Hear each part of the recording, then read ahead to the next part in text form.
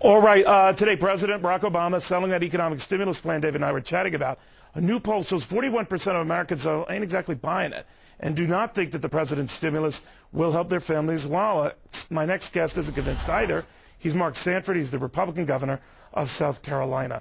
Governor, we had John McCain on a minute ago saying as things stand now, this stimulus plan should just be junked. What do you make of that?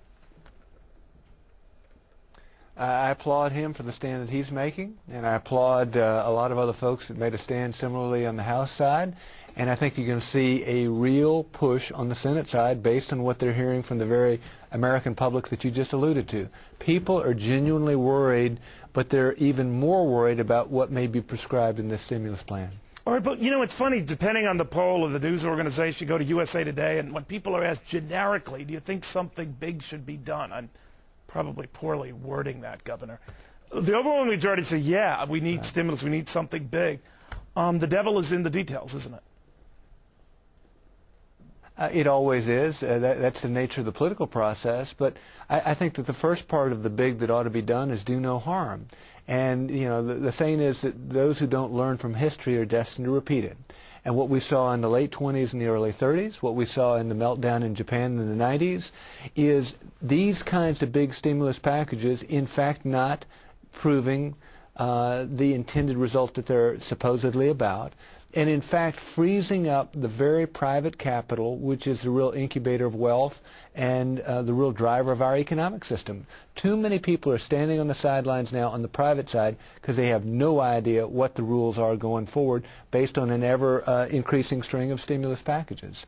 All right, so if you had your druthers scrap this stimulus plan, I've talked to some Republicans, Governor, tell me they're afraid of looking like they're obstructionists. How do you console, comfort, advise them?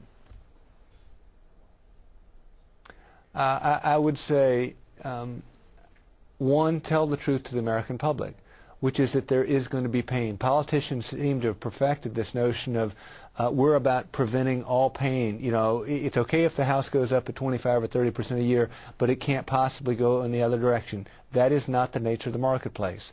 And the bottom line is that debt has grown at 3 times GDP, or 3 times the growth of the economy over the last 15 years.